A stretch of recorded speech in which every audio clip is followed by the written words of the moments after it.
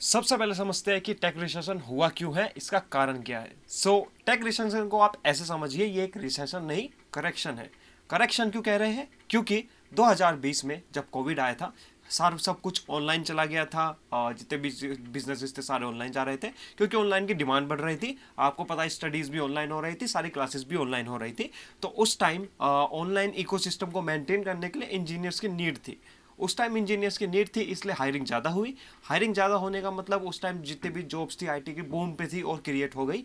उसके बाद जैसे ही कोविड नीचे जाने लगा, ये ऑनलाइन डिमांड कम होने लगी, ऑफलाइन क्लासेस चलने लगी, तो ऑनलाइन जितने भी हमारे प्लेटफॉर्म थे वो कम हो गए, उनकी डिमांड कम हो गई।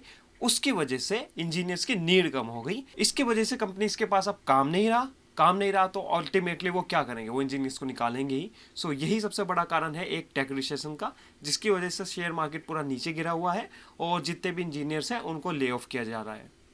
अब समझते हैं इस टेक रिसेशन में आप कैसे जॉब ले सकते हैं। सबसे पहला आता है नेटवर्किंग। नेटवर्किंग एक ऐसी चीज़ है जो आपको हर चीज़ में मदद करती है, चाहे वो आपकी जॉब हो, चाहे आपकी पर्सनल लाइफ हो, कुछ भी हो। नेटवर्क अगर आपके पास है तो आपकी चीज़ें बहुत ही आसान हो जाती है। जैसे आप एक्टर्स को देखते हैं, उनके पास भी एक नेटवर्क होता है, तभी वो इतना पैसा कमा सकते हैं। नेटवर्किंग के लिए आपको जॉब ढूंढनी है तो आपको सबसे पहले जाना होगा लिंक्डइन पे। लिंक्डइन अगर आपको नहीं पता है क्या है, तो लिंक्डइन को सिंपल ऐसे समझिए, वो एक फेसबुक है जहाँ पे सारे जॉब वाले और जितने भी को फाउंडर्स होते हैं वो अपना अकाउंट बनाते हैं, वो आपस में बातचीत करते हैं। तो वो एक सोशल मीडिया प्लेटफॉर्म है, पर सिर्फ प्रोफेशनल्स के लिए जो जॉब वगैरह करते हैं, जो एंटरप्रेनर्स हैं और जो कंपनीज में को फाउंडर वगैरह है, ये इन सब के लिए आपको लिंक्डइन पे प्रोफाइल बनानी है। जाके फिर अपना जो भी आपकी प्रोफाइल है, मतलब मान लेते हैं अगर आप वेब डेवलपर के लिए अप्लाई कर रहे हैं, आपको जाके सर्च करना है वेब डेवलपर। वहाँ पे आपको बहुत सारे लोगों के लिस्ट आ जाएगी, मतलब वहाँ पे दिखाई देगा कि कौन कौन अभी वेब डेवलपर है इंडस्ट्री में। जाइए, उनको रिक्वेस्ट भेजिए। कनेक्ट का होता है, मतलब उसमें कनेक्ट कहा जाता है, जो फेसबुक में फ्रेंड रिक्वेस्ट बोलते हैं, तो उनको कनेक्ट करिए। कनेक्ट करने के बाद वो जैसे ही आपकी अप्रूव कर देंगे आपकी रिक्वेस्ट को, उनसे मैसेज में बात करिए कि आप कैसे वेब डेवलपर बने, मेरे को क्या करना चाहिए वेब डेवलपर बनने के लिए। लिंक्डइन पर एक्सपर्ट से कनेक्ट करने के फायदे क्या होते हैं, अब वो जानते हैं। सबसे पहला फायदा आपका यही हो गया कि आपको पता चल जाएगा क्या गलत है, क्या सही है, क्या आपको करना चाहिए, क्या नहीं करना चाहिए अगर आपको उस पोस्ट पे जाना है।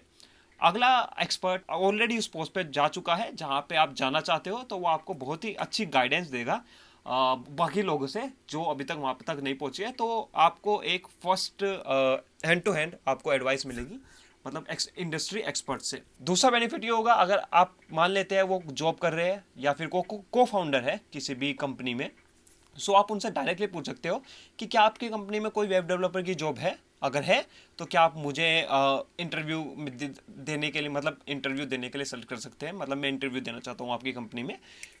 वहाँ से आपको डायरेक्टली को फाउंडर से बात करने पे या फिर एम्प्लॉय से बात करने के आपके चांसेस ज़्यादा हो जाते हैं रेज्यूमे सेलेक्ट होने के, फिर आप इंटरव्यू में बैठ सकते हैं।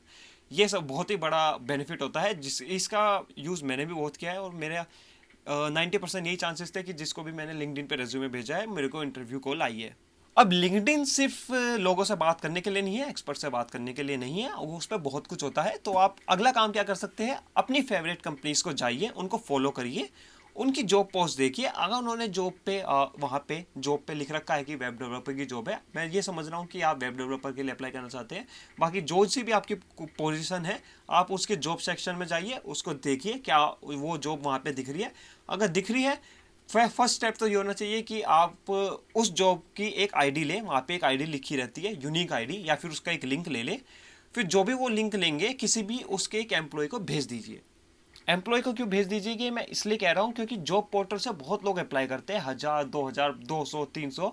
तो वो कभी कभी क्या होता है, रेज्यूमे को जल्दी जल्दी देखते हैं और वो निकल जाता है रेज्यूमे, फिर वो आपका सेलेक्ट नहीं हो पाते हो। बट अगर आप किसी ऑलरेडी उस कंपनी में कोई काम कर रहा है, उसको कहते हो कि आप मेरा रिज्यूमे शेयर करिए एचआर को, तो उससे आपके चांसेस बहुत ही हायर हो जाते हैं, क्योंकि उसमें कम ही लोग रेफर देते हैं, क्योंकि मेथड बहुत ही कम लोगों को पता होता है, और एचआर आपके रिज्यूमे को थोड़ा टाइम देती है देखने के लिए, और चांसेस ज़्यादा होते हैं कि आपको इंटरव्यू कॉल आ जाए।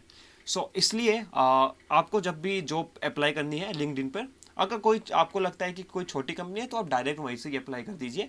वरना आप उसमें एक पीपल सेक्शन होता है ऊपर जाके उसी कंपनी में, वहाँ पे जाके किसी भी 10-15 लोगों को रिक्वेस्ट भेज दीजिए। रिक्वेस्ट भेजने के बाद आप उनको मैसेज कर सकते हैं कि क्या आप मुझे रेफ़र करेंगे। 10-15 में से एक तो रेफ़र कर ही सकता है। सो आपका रेफ़र हो जाएगा, फिर आपको इंटरव्यू कॉल आ जाएगी, उसके बाद आपका ही सारा काम होगा। आपको वो एडवाइस भी दे सकता है क्या क्या कैसे इंटरव्यू के लिए प्रिपरेशन करनी है। लिंक्डइन का एक और सबसे बढ़िया फ़ायदा होता है, ये नेटवर्किंग के पार्ट में नहीं आना चाहिए था पर मैं इसको एक बोनस टिप की तरह रख रहा हूँ। लिंक्डइन पे आपको जब भी आप अपनी प्रोफाइल क्रिएट करते हो, कुछ टेस्ट लेने के लिए बोलते हैं, मतलब स्किल्स टेस्ट। अगर आप वहाँ पे लिखते हो कि मैं जावास्क्रिप्ट मेरे को आती है, तो वहाँ पे एक मैसेज आता है कि आपको इसका स्किल क्विज लेनी है। अगर आप उस क्विज को लेते हो, उसको पास कर जाते हो, जो सही लेवल पे होती है, मतलब मीडियम लेवल पे क्विज होती है, अगर आप उसको पास करते हो तो आपको एक बैज मिलता है, लिंक्डइन बैच।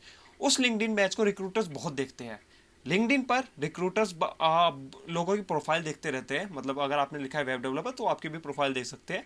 वहाँ पे अगर आपने दिखाया है कि जावास्क्रिप्ट में मैंने स्किल बैच लिया है लिंक्डइन में, तो आपके चांसेस बहुत ही हायर हो जाते हैं सेलेक्ट होने के इंटरव्यू के लिए। स्किल बैच बहुत ही मैटर करता है लिंक्डइन पर। लिंक्डइन पर जॉब मिलने के बाद कुछ लोग अप्लाई नहीं करते हैं क्योंकि वहाँ पे लिखा रहता है 3-4 साल एक्सपीरियंस चाहिए। बट मैं ये बोलूँगा, चाहे कितना भी एक्सपीरियंस लिखा हो, आप उसको अप्लाई कर दीजिए। ज़्यादा से ज़्यादा क्या होगा, रिजेक्ट होंगे। बट मान लेते हैं अगर उनको आपको रिज्यूमे अच्छा लगा और उन्होंने सेलेक्ट कर लिया, तो आपको इंटरव्यू कॉल मिल जाएगी। जब इंटरव्यू कॉल आ जाती है और आप अगर इंटरव्यू सही कर देते हो, उसके बाद वो आपको, अगर आपका एक्सपीरियंस उससे कम है डिज़ायर से, तो आपको छोटी पोस्ट दे देते हैं, मतलब कम लेवल पे दे देते हैं, बट आपको जॉब मिल जाती है। बस इंटरव्यू कॉल लाना थोड़ा हार्ड होता है, उसको लाने के लिए आप सीधा अप्लाई कर सकते हो, चाहे आप फ्रेशर भी हो, कुछ भी हो। आपको जरूरी नहीं है आपको 5 साल में एक्सपीरियंस, अगर वहाँ पे लिखा है तो आपको 5 साल का एक्सपीरियंस ही होना चाहिए। सीधा जाके अप्लाई कर दीजिए। ज़्यादा से ज़्यादा क्या होगा, रिजेक्ट होंगे। बट मैंने खुद से देखा है, जितनी भी कंपनी में मैंने काम किया है, वहाँ पे वे लिखते थे 3 साल एक्सपीरियंस चाहिए, बट वो फ्रेशर के भी इंटरव्यू लेते थे। सेकेंड पॉइंट आता है स्टार्टअप्स। क्योंकि अभी टेक रिसेशन चल रहा है, तो मोस्टली इसमें एमएनसीज अफेक्ट हुई है। एमएनसीज बोले तो जो बड़ी बड़ी कंपनीज होती है, जैसे अभी गूगल, अमेजोन हो गई, और मोस्टली वो कंपनीज अफेक्ट हुई है जो बाहर की है। इंडिया की कंपनीज इतना अफेक्ट नहीं हुई है, जैसे टीसीएस, इन्फोसिस, ये सब इतना अफेक्ट नहीं हुई है। बड़ी बड़ी कंपनीज में, एमएनसीज में अभी हायरिंग फ्रीज हो रखी है। हायरिंग फ्रीज का मतलब वो अभी किसी को हायर नहीं कर रहे, तो इसलिए मैंने स्टार्टअप का पॉइंट रखा है कि आप ट्राई कर सकते हैं स्टार्टअप में अप्लाई करने के लिए। लिंक्डइन पर जाइए, उस स्टार्टअप को सर्च करिए, मतलब छोटे छोटे स्टार्टअप जितने भी होते हैं उनके को फाउंडर को डायरेक्ट आप मैसेज लिख सकते हैं, मतलब मेरे को जॉब चाहिए, आप क्या आपकी कंपनी में कोई जॉब है, तो डायरेक्ट को फाउंडर को आप मैसेज लिख सकते हैं। क्योंकि स्टार्टअप छोटे ही होते हैं, को फाउंडर आपको मैसेज कर देते हैं, मतलब रिप्लाई दे देते हैं लिंक्डइन के ऊपर। वो काफ़ी एक्टिव रहते हैं लिंक्डइन पे, क्योंकि उनको भी अपने जॉब के लिए बंदे चाहिए होते हैं। तो आप ट्राई कर सकते हैं स्टार्टअप्स में अप्लाई करने के लिए, स्टार्टअप्स हायर कर लेते हैं। अब लास्ट पॉइंट आता है जो आपने हर किसी को कहते हुए सुना होगा, हर किसी इंडस्ट्री एक्सपर्ट को कहते सुना होगा, स्किल्स स्किल्स स्किल्स। अपनी स्किल इन्हांस करते रहिए। तो इसके बारे में मैं ज़्यादा नहीं बोलूँगा, सिर्फ 2-3 पॉइंट बताऊँगा जो मेरे को लगता है वो आपको मदद कर सकते हैं अपस्किलिंग में। सो स्टार्ट करते हैं। सो सबसे पहला पॉइंट आता है, इंटरव्यूज़ बहुत हार्ड हो चुके हैं, स्पेशली अभी इंजीनियरिंग फील्ड में, क्योंकि हर कोई इंजीनियर बनना चाहता है। और जब भी किसी चीज़ की डिमांड बढ़ती है, मतलब इंजीनियर्स अभी हर जगह यही हो रहा है कि हमें इंजीनियर बनना है, इंजीनियर बनना है, इंजीनियर बनना है, आईटी में जाना है, आईटी में ही सब कुछ है, इसके अलावा अब दुनिया में कुछ नहीं रह गया है, सब बर्बाद है, सिर्फ आईटी में मेरे को जाना है। तो अभी हर जगह यही चल रहा है। तो इसकी वजह से, क्योंकि अब हर कैंडिडेट को सब कुछ आने लगा है, जो ऑलमोस्ट रिपीट होता था पहले इंटरव्यूज़ में, तो अब इंटरव्यू थोड़े हार्ड होने लगे हैं। फ्रेशर्स को भी सिस्टम डिज़ाइन वगैरह पूछा जाने लगा है। तो इससे ही आप समझ सकते हो कि इंटरव्यू को ये हार्ड कर रहे हैं, क्योंकि इंजीनियर्स बहुत ज़्यादा हो गए हैं। तो इसकी वजह से अब आप कैसे अपस्किल करना चाहिए आपको, वो मैं बताता हूँ। हमेशा अगर आपको, मान लेते हैं L1 जॉब के लिए अप्लाई करना है, L1 लेवल के लिए अप्लाई करना है किसी भी कंपनी में, आप ट्राई करिए L2 के लिए प्रिपरेशन करनी। जैसे आप SD1 के लिए अप्लाई करना चाहते हैं, तो आप SD2 के लिए प्रिपेयर करिए, तब आपके SD1 में चांसेस हायर हो जाएंगे, हायर होने के, मतलब कंपनी में जाने के। ये एक बहुत ही सिंपल रूल है, क्योंकि इंजीनियर्स हर जगह हो गए हैं। आपको खुद को दिखाना है कि आप कैसे अलग हो बाकी सबसे। तो आप तभी दिखा सकते हो जब आप उनसे थोड़ा ज़्यादा करके जाओ, थोड़ा अलग करके जाओ। तो आपको क्या करना है, हमेशा एक सिंपल रूल बनाइए, L+1 के लिए अप्लाई करिए। L मतलब लेवल, तो जिस भी लेवल के लिए अप्लाई करना है उसके एक अपर लेवल के लिए आप तैयारी करिए, तब आप उससे एक छोटे लेवल के लिए जॉब अप्लाई करिए, तो आपके चांसेस बहुत ही हायर हो जाएंगे कंपनी में जाने के। अगला पॉइंट आता है कि आप सिर्फ डेजिग्नेशन जो आपकी है उसकी स्किल्स पे फोकस मत करिए। आपको एक और स्किल बहुत ज़रूरी है सीखनी, वो है communication skills. Communication skills basically यही है कैसे आप दूसरे को समझाते हो अपने जो भी आपके दिमाग में बातें हैं और क्या वो समझ रहा है। तो इस पे इम्प्रूव आपको बहुत करना होगा। अगर आपकी कम्युनिकेशन स्किल अच्छी है और आपको सिर्फ आपने 10 में से 5 सवाल या 6 सवाल भी बताए हैं तो आपको हायर होने के चांसेस बहुत ज़्यादा हो जाते हैं। कम्युनिकेशन स्किल्स एक ऐसी चीज़ है जो हर जगह मैटर करती है।